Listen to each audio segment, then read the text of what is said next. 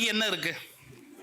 தலை வாரணும்னு நினைச்சா அவர் தலையும் வர மாட்டார், காலும் வர மாட்டார், யாரையும் காலை வாரியும் விட மாட்டாரு, தலையும் வர மாட்டார். அவருக்கு எரிச்சலா வருது ரவீந்திரநாத் தாகூர் தலைமுடியை வாரிக்கிட்டு இருக்கிறது. என்ன பெரிய விஷயம்னு போய் தலைமுடியை இப்படி வாரிக்கிட்டு இருக்கிற, வா போல நடந்து வாக்கிங் போறதுக்கு என்ன பெரிய தலைமுடியை வாரிக்கிட்டு இருக்கேன். சார், டாகூருடைய பதில் ரொம்ப அழகான பதில். நான் என்னை அழகுபடுத்திக் கொள்வதற்காக இவை செய்யவில்லை. யார் கண்ணிலும் அசிங்கம் படக்கூடாது, அழகுதான் எல்லோருக்கும் கண்ணில் பட வேண்டும் என்ற பிறர் மீது உள்ள அக்கறையால் செய்கிறேன். அதாவது பார்க்குற எல்லாமே அழகா இருக்கணும், சரியா இருக்கணும், அதுக்காக தான் என் தலையை வாரிட்டு வரேன், இப்போ என்ன கெட்டு போச்சு அப்படின்னு. உண்மைதான், காந்திக்கு அழகுணர்ச்சி ரொம்ப முக்கியம் இல்லை, பயன் உணர்ச்சி ரொம்ப முக்கியம். இது எந்த அளவுக்கு நாட்டுக்கு பயன்படும் அப்படின்னு யோசிக்கிறவர்.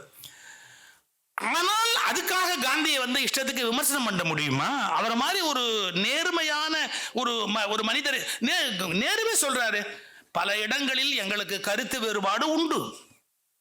கருத்து வேறுபாடு இல்லாம இருக்க முடியாது. மனிதனாக பிறந்த யாராவது கருத்து வேறுபாடு இல்லாம இந்த உலகத்துல இருக்க முடியுமா? ஆனா கருத்து வேறுபாடு இருக்குங்கிறதுக்காக ஏதோ காங்கிரஸ் விட்டு நாங்க காந்தியை வெளியே அனுப்பணுன்ற எண்ணத்தோடு செயல்படுவதாலாம் மேல்நாட்டில் எழுதிட்டு இருக்கிறாங்க. அவர்கள்லாம் முட்டாள்கள். காந்தி இல்லாமல் எங்களால எப்படி இருக்க முடியும், அதை நினைச்சு கூட எங்களால பார்க்க முடியாது நேரு சொல்றார். அதாவது ஒரு செய்தி நீங்க கேட்டா ஆச்சரியப்படுவீங்க, சுயசரிதையிலேயே அது வருது. எப்படி வருதுன்னு கேட்டா, நேருவுடைய சுயசரிதையில வருது, காந்தி கிட்ட பல கோடி பணம் சேர்ந்து போச்சான். இப்போ அப்பவே நிறைய சேர்ந்து போச்சான். அவர்கிட்ட அதை எப்படி கொள்ளையடிக்கிறதுன்னு நேருவெல்லாம் பிளான் பண்றாங்களாம். இந்த விட்டுட்டா, இந்த கிழவரை விட்டுட்டா அந்த பணம் எல்லாம் நமக்கு வராம போயிடும் அப்படின்னு காந்தியை சரி கட்டுறாங்களாம். இப்படிலாம் அந்த காலத்திலேயே நியூஸ்.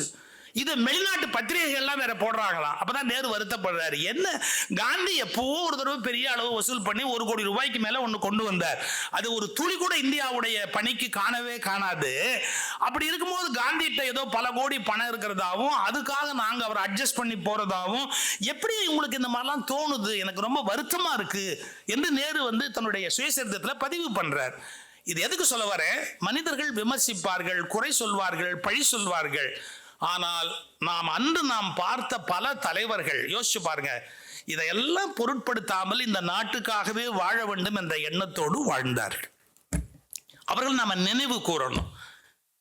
அதுக்கு அடையாளமாக தான், அது மறந்துடக்கூடாது. இந்த மாதிரி பள்ளி பிள்ளைகளுடைய மனதில் பதிந்து, கல்லூரி மாணவர்கள் மனதில் பதிந்து, மீண்டும் தமிழ்நாட்டில் அந்த புதிய உணர்வுகள் மனதில் பதியணும் அப்படிங்கிறதுக்காக ரொம்ப அருமையான புத்தகத்தை மிகச்சிறந்த வர்த்தமானன் எப்போவுமே அவங்க கொண்டு வர பதிப்பு ரொம்ப அழகாக இருக்கும். அந்த புத்தகம், காகிதம், அச்சு, படிக்கிறதுக்கு கண்ணுக்கு அது எளிமையாக இருக்கக்கூடிய முறைகள், இந்த மாதிரி அதை படித்தா அந்த பேப்பரில் அந்த எழுத்து படிக்கிறதுக்கு நல்லா இருக்கணும், ஃபாண்ட்ஸ் கூட நல்லா இருக்கணும், அப்போதான் படிக்க முடியும், புத்தகத்தை எடுத்து படிக்க முடியும். அதையெல்லாம் நன்கு செய்யக்கூடிய வர்த்தமானன் அவர்கள் இதை முயன்று செய்திருக்கிறார்கள்.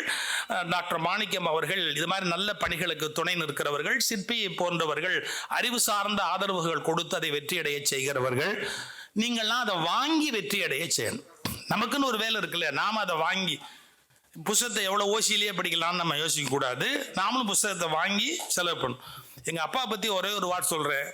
அவருக்கு 30 ரூபா சம்பளம் இருந்த காலத்தில் 50 ரூபா புக்கு வாங்கியிருக்காரு. எப்படி ஹிக்கின் பாதம்ஸுக்கு போனாராம், ஏதோ ஒரு புக்கு ஒரு வால்யூமாக வச்சுருந்தானா, இது 50 ரூபா அப்படின்னா செட்டு. எங்கள் அப்பாவுக்கு சம்பளம் 30. அவர் என்ன கேட்டிருக்காரு தெரியுமா? இன்ஸ்டால்மெண்ட்டில் பணம் கொடுக்கலாமா? நான் மாதம் 5 ரூபாயா கொண்டாந்து 10 மாதம் கொடுத்துட்றேன். பாருங்க, இன்ஸ்டால்மெண்ட்டில் எவர்சில் ஒரு பாத்திரம் வாங்குவான், இன்ஸ்டால்மெண்ட்டில் கோல்டு வாங்குவான், இன்ஸ்டால்மெண்ட்டில். எங்கள் அப்பா இன்ஸ்டால்மெண்ட்டில் புக்கு வாங்கலாமா அப்படின்னு கேட்டார். 5 ரூபா மாதம் நான் கொடுத்துட்றேன், எனக்கு இந்த புக்கை கொடு, நான் என்ன பண்ணுறேன் 5 ரூபா மாதம் கொண்டாந்து கொடுத்துட்றேன். அவர் இப்படி பார்த்துட்டு, சார் புத்தகத்தில் உங்களுக்கு இவ்வளோ ஆர்வம் இருக்கா சார்? பரவாயில்ல சார், நீங்கள் எடுத்துகிட்டு போங்க சார், பணம் கொடுக்குறீங்களா கொடுக்குறீங்க, எப்போ முடியுதோ கொடுத்தா கொடுங்க, கொடுக்காட்டி போங்க சார், எடுத்துகிட்டு போங்க சார். இலவசமாக புத்தகம் வாங்குறது எழுத்தாளனுக்கு தப்பு.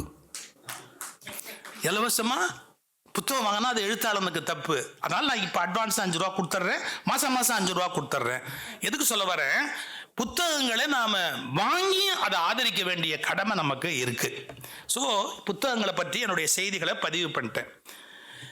நம்ம அடுத்த நிலைக்கு போறதா இருந்தால், இது வள்ளற் பெருமானுக்கும் காந்தியடிகளுக்குமான விழா. எப்பவுமே தொன்று தொட்டு இது 10 நாள் நடக்கும். இந்த முறை பல சிக்கல் காரணமாக சுருக்கமாக நடத்த வேண்டிய கட்டாயம் நமக்கு இங்கே நடத்துகிறோம். ஏவிஎம் அறக்கட்டளை அமேப் செட்டியார் வேற அவருடைய வில்லிலேயே எழுதியிருக்கார். அவ்வளவு அருமையான அந்த மனம், அவருடைய மனம். இந்த விழாவில் தான் கேட்டு கேட்டு பல விஷயத்தை கேட்டு நாங்கள் வளருவதற்கான வாய்ப்பு எங்களுக்கு கிடைச்சது. அந்த வள்ளற் பெருமானை பற்றி பல கோணங்கள்ல பல பெரியவர்கள் பல காலத்துல பேசுவார்கள். இப்ப என்ன சிக்கல்னு கேட்டீங்கன்னா, ஒரு கோணத்துல நாம கேட்டு அல்லது நம்ம பதிஞ்சு வைத்துக் கொண்டோம்னா அது மட்டுமே நியாயமா இருக்க முடியும் அப்படிங்கிற எண்ணத்துல பேசுறோம். இப்ப யாராவது ஒருத்தர் 6ன்னு இப்படி எழுதி இருக்கிறாருன்னு வச்சுக்கோங்க, இங்கேருந்து நான் பார்த்து 6ங்கிறேன், அங்கேருந்து பார்க்கற ஒரு 9ன்னு தானே சொல்லுவாரு.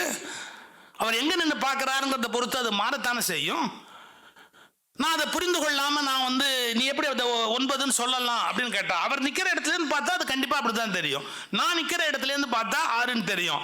அதனாலதான் ஒவ்வொருவருக்குமே ஒரு பொருள் அவர்களுக்கு புரிபடுகிற அளவுக்கு தான் புரிபடுமே ஒழிய அதனுடைய முழு உண்மை எல்லாருக்கும் புரியும்னு சொல்ல முடியாது. நாங்க கொஞ்சம் வேடிக்கையா ஒரு எளிய உதாரணம் சொல்றது உண்டு, சில பாமர மக்களும் புரிஞ்சுக்கணுமே. பஸ்ல உட்கார்ந்து இருக்கும் போது பையன் அப்பா பார்த்து ஒரு கேள்வி கேட்டான். அப்பா மெக்கானிக்கல் இன்ஜினியர், இந்த பஸ் எப்படி ஓடுதுன்னா, இந்த பஸ் எப்படி ஓடுது அப்படின்னு. அவருக்கு இந்த மாதிரி தங்கிட்ட கேட்கறதுக்கே ஆள் இல்லை. அதனால சான்ஸ் கிடைக்காத பேச்சாளன் மாதிரி அவர் ரொம்ப ஒரு ஆதரவு பேசணுங்கிற அக்கறையில் இருந்தார். அவர் உடனே பையன்ட்ட ஆரம்பிச்சார், பெட்ரோல்னு ஒன்று இருக்கா, அந்த பெட்ரோல் என்ன பண்ணும், ஸ்பார்க் ஆகுமா, உடனே ஒரு நெருப்பு உண்டாகுமா, அந்த நெருப்புல ஒரு பவர் உண்டாகுமா, உண்டான உடனே அது மோட்டரை சுத்தி இதை இழுத்துன்னு டெக்னிக்கலா கிளாஸ்ல சொல்ல முடியாத எல்லா விஷயத்தையும் பையனுக்கு சொல்லிட்டு புரிஞ்சுதுன்னார். அவன் சொன்னான், பாப்பா கண்டக்டர் பிகில் ஊதுனா ஓடும். அவன் லெவலுக்கு அவ்வளவுதான், அவனுக்கு ஈஸி. கண்டக்டர் விசில் ஊதுனா ஓடும், அதை விட்டு நீ ஸ்பார்க் ஆகி நெருப்பு நம்ம யாருக்கு சொல்றோம்னு ஒரு கணக்கு இருக்கு. அவன் லெவலுக்கு என்ன புரியுமோ அதை தான் அவன் புரிஞ்சுக்க முடியும். இவர் லெவலுக்கு என்ன புரியுமோ அதை தான் புரிஞ்சுக்க முடியும். எனக்கு இன்னைக்கு இருக்கிற வருத்தம் என்ன தெரியுங்களா, தன் லெவலுக்கு சிலது புரியாதுங்கிறதே சில பேருக்கு தெரியல சார். தன் லெவலுக்கு சில விஷயம் புரியவே புரியாது அப்படிங்கிறது பல பேருக்கு தெரியல.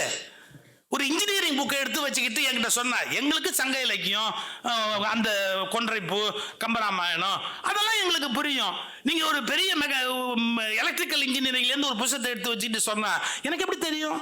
நான் சொல்லணும், சாரி பிரதர், அது அவுட் ஆஃப் மை சிலபஸ், என்னோட ஏரியால வரல, அது தயவுசெய்து என்கிட்ட கேட்காதீங்க, எனக்கு தெரியாது. சொல்லணுமா இல்லையா? இன்னைக்கு பெரிய சிக்கல் யூடியூப் வந்ததுக்கு அப்புறம் எவனுக்குமே தனக்கு தெரியாதுன்னு சொல்றதுக்கு தைரியம் வரல சார். தெரியாதுங்கிறத சொல்றதுக்கு தைரியம் வரல. தெரிஞ்ச மாதிரி எல்லாத்தையும் பத்தி பேசுறான். எப்படி தெரிஞ்ச மாதிரி நம்ம எல்லாத்தையும் பத்தி பேச முடியும்? வள்ளலார் அப்படிங்கிறது எப்படின்னு கேட்டா, இதுக்கு போறதுக்கு முன்னாடி நான் சின்ன ஒரு அனாலிசிஸ் பண்ணிட்டு போறேன். எவல்யூஷன் ஒரு வார்த்தை இருக்கு, பெர்ஃபெக்ஷன் ஒரு வார்த்தை இருக்கு. எவல்யூஷன் ஒண்ணு இருக்கிற வரைக்கும் பெர்ஃபெக்ஷன்ங்கிறதே இருக்காது.